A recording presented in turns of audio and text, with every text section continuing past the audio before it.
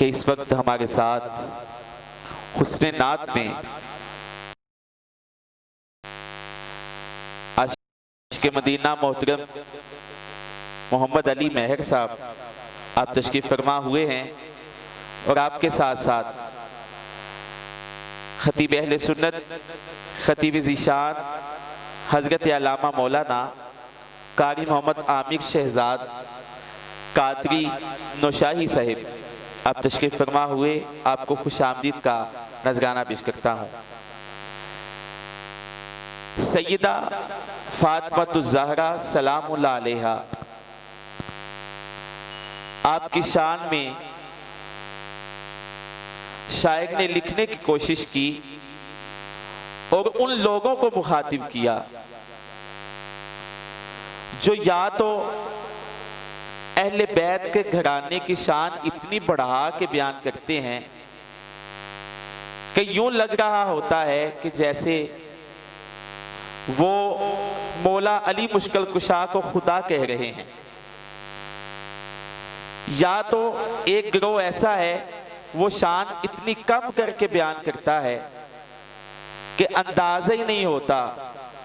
کہ یہ وہ گھر ہے جس کی قربانیوں سے اسلام آج زندہ ہے۔ آج مساجد میں اذانیں ہو رہی ہیں، آج منبر پہ واعظ اپنے خطبہ بیان کر رہے ہیں۔ آئیے شاعر نے تھوڑا سا اس کا موضوع جو ہے اس کو چینج کیا ہے اور اس نے بیان کیا ہے، سماعت کیجئے گا۔ سیدہ فاطمہ الزہرا سلام اللہ علیہا آپ کی خوبصورت شان کو اس نے کس طرح سے بیان کرنے کی کوشش کی ہے۔ سورہ قدر کا یہ نعرہ ہے، آپ کیا جانے فاطمہ کیا ہے۔ سورہ قدر کا یہ نعرہ ہے، آپ کیا جانے فاطمہ کیا ہے، جس کو مختار امر کہتے ہیں، جس کی راتوں کو قدر کہتے ہیں، جس کو مختار امر کہتے ہیں، جس کی راتوں کو قدر کہتے ہیں، صبحوں کو جس کی فجر کہتے ہیں، شام کو جس کی عصر کہتے ہیں، ہے ہر زمانے پہ جس کا قبضہ، آپ کیا جانے فاطمہ کیا ہے ہر زمانے پہ جس کا قبضہ، آپ کیا جانے فاطمہ کیا ہے۔ اس شعر کا مزہ لیجئے گا اور سماعت کیجئے گا محبت کے ساتھ کہ جس کی چادر کو آسماں کہیے، اپنے بچوں کا سائباں کہیے، جس کی چادر کو آسماں کہیے، اپنے بچوں کا سائباں کہیے، جس کو الحمد کا نشاں کہیے، حشر کی دھوپ میں اماں کہیے، کل ایمان کا جو مسلح ہے، آپ کیا جانے فاطمہ کیا ہیں۔ کل ایمان کا جو مسلح ہے، آپ کیا جانے فاطمہ کیا ہیں۔ حیا کے ماتھے کا تاج زہرا، وفا پرستی کی لاج زہرا، مقام خون حسین یہ ہے، کرے گی جنت فراج زہرا، کسی بیٹی کو نہ ملے گا ملا جو تجھ کو ہے تاج زہرا، زمانے بھر میں جو بٹ رہا ہے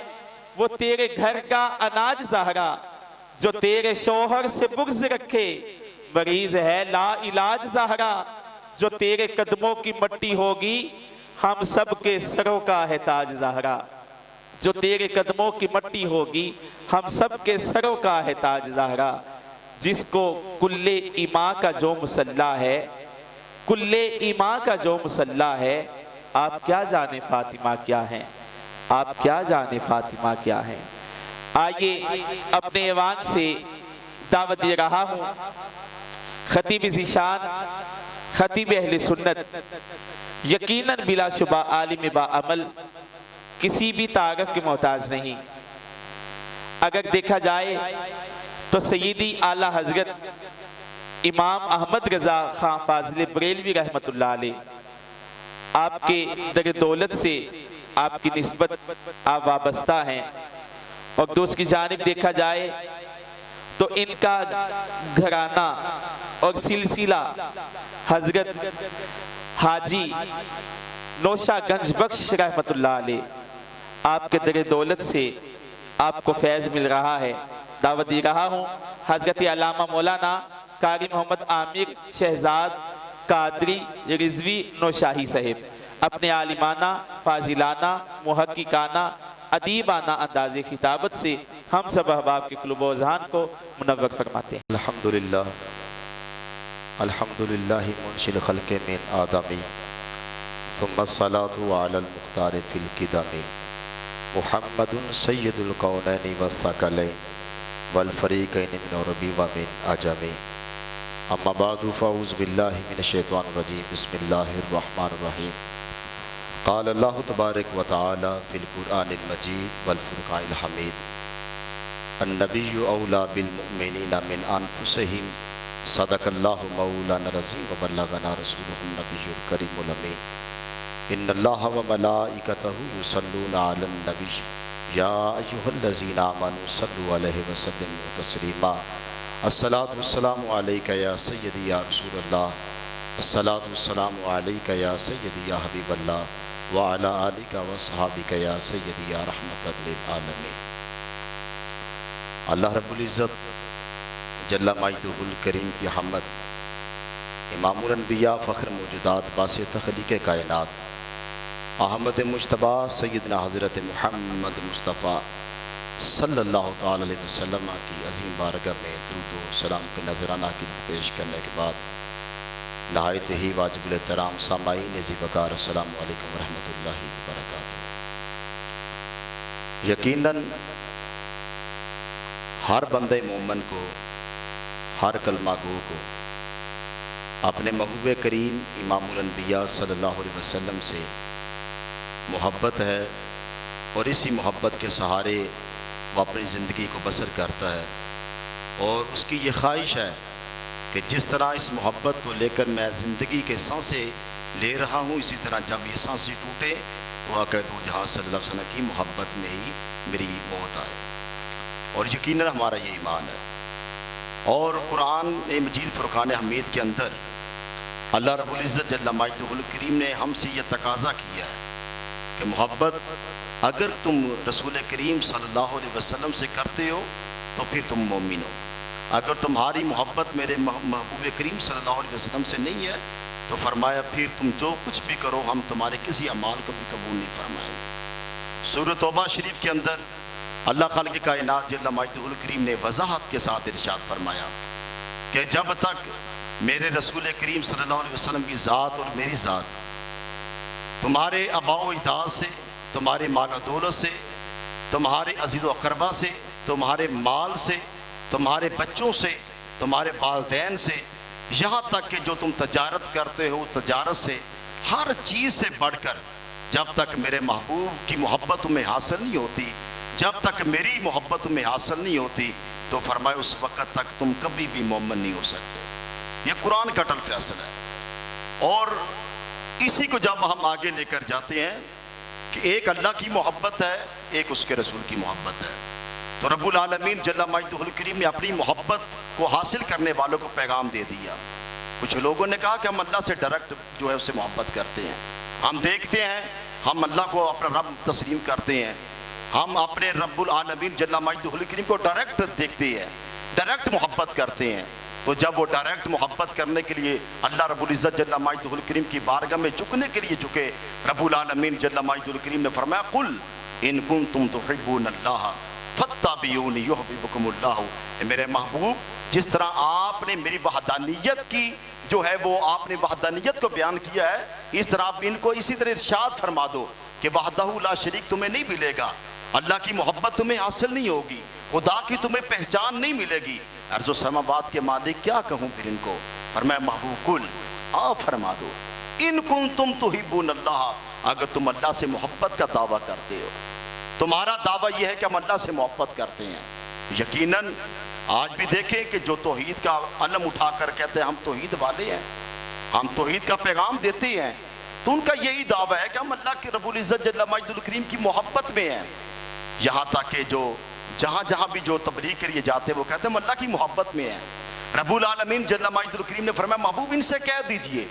اگر یہ اللہ کی محبت کے متلاشی ہیں، اللہ کی محبت کو تلاش کر رہے ہیں، تو اللہ ان کو اپنی محبت کا جو ہے وہ چشمہ عطا نہیں فرمائے گا. اللہ رب العزت جل مجدہ الکریم اپنی محبت کی لذت ان کو نہیں عطا کرے گا. اے اللہ پھر کس طرح تیری محبت حاصل ہوگی؟ فرمایا فاتبعونی،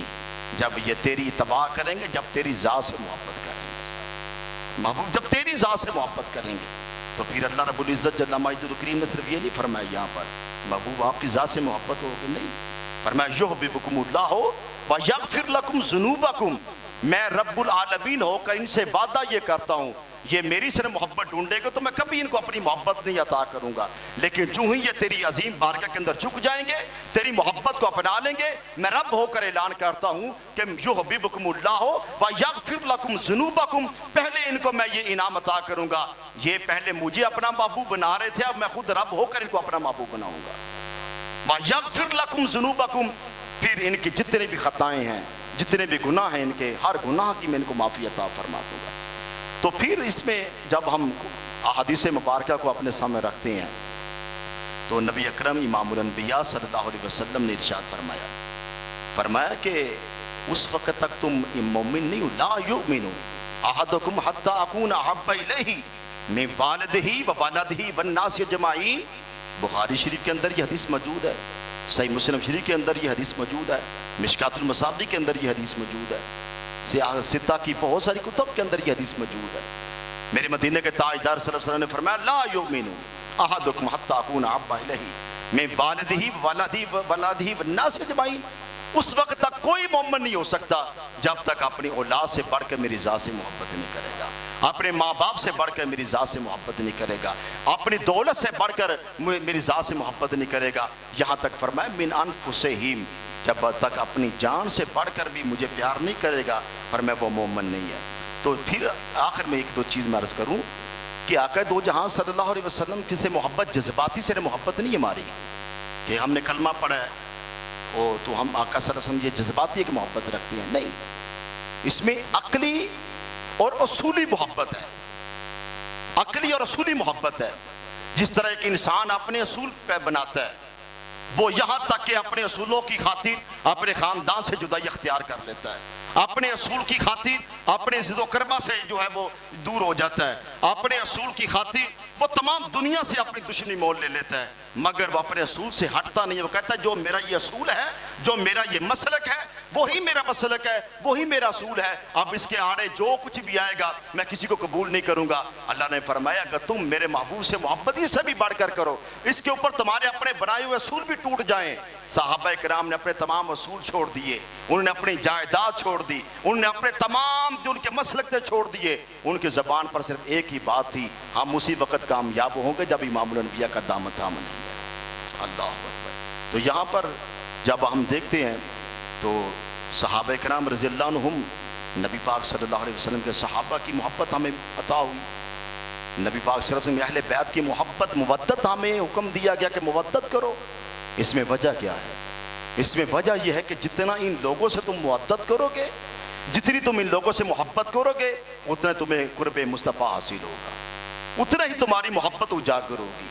جب تک تم ان کی محبت میں نہیں ہو تو یقیناً اہل سنت و جماعت جو عقیدہ ہے یہ دونوں کی محبت کو لازم رکھتا ہے. یہ کہتا ہے صحابہ کرام کے بنا بھی ہمارا گزارا نہیں ہے، ہم ایمان والے نہیں ہیں، اہل بیت پاک کے علاوہ بھی چھوڑ کر بھی ہم ایمان والے نہیں ہیں جب تک ان سے محبت نہ کی جائے. کیوں ان سے محبت ہے؟ اس لیے کہ یہ نہیں کہ یہ عرب کے رہنے والے لوگ تھے، یہ نہیں ہے کہ یہ وہاں پر ان کا بڑا معاملات تھے، نہیں، ان کی وجہ صرف محبت کی یہ ہے کہ اللہ کے رسول کے انہوں نے قرب حاصل کیا ہے اور قیامت تک کے لیے فرما دیا اب تمہارے اوپر لازم ہے تم ان سے محبت کرو کیونکہ یہ میرے ساتھ محبت کرنے والے ہیں. اور آخر میں ایک چیز عرض کروں کہ کتنی محبت ہو. ایک احادیث مبارکہ کے اندر ایک واقعہ آتا ہے، واقعہ بڑا خوبصورت ہے. نبی پاک صلی اللہ علیہ وسلم کی بارگاہ میں ایک اونٹ آ جاتا ہے اور اونٹ آ کر میرے مصطفیٰ کریم صلی اللہ علیہ وسلم کی بارگاہ میں عرض کرتا ہے. اب یہ گفتگو ہو رہی ہے، صحابہ کرام منظر دیکھ رہے ہیں اور میرے آقا صلی اللہ علیہ وسلم تو ہر زبان جاننے والے تھے، یہاں تک کہ بے زبان بھی اگر ہے تو اس کی زبان بھی میرے مصطفیٰ جانتے ہیں، پتھروں کی زبان بھی میرے مصطفیٰ کریم ذات جانتی ہے. اللہ. تو جب وہ اونٹ میرے مصطفیٰ کریم صلی اللہ علیہ وسلم کی بارگاہ میں عرض کر رہے ہیں اور میرا آقا سن رہے ہیں، صحابہ کرام دیکھ رہے ہیں، یہاں تک کہ میرے کریم آقا نے فرمایا جاؤ اس کے مالک کو بلا کر لاؤ۔ جب مالک کو بلا کر لایا گیا،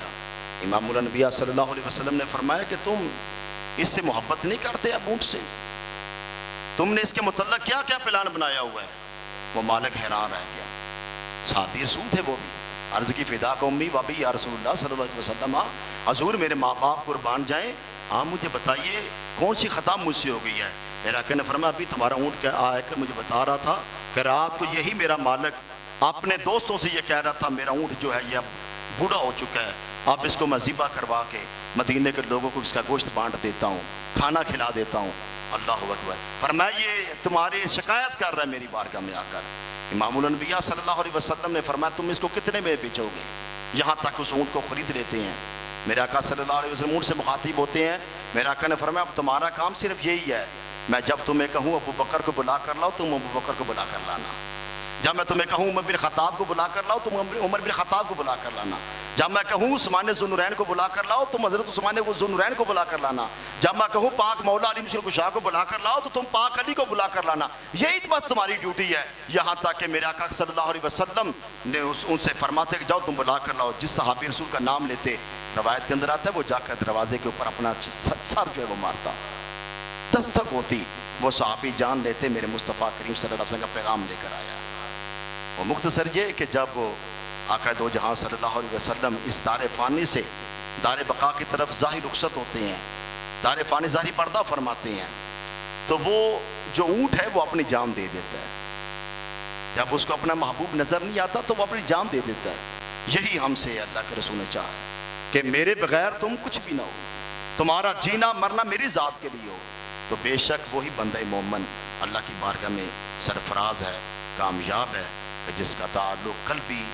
ظاہری باطنی ہر طرح سے میرے مصطفیٰ کریم کی ذات عالیہ سے ہو۔ میرے آقا دو جہاں صلی اللہ علیہ وسلم کہ اللہ رب العزت جل مجدہ ہمیں محبت عطا فرمائے اور اپنی محبت میں جینے مرنے کی توفیق عطا فرمائے۔ وما علینا الا البلاغ۔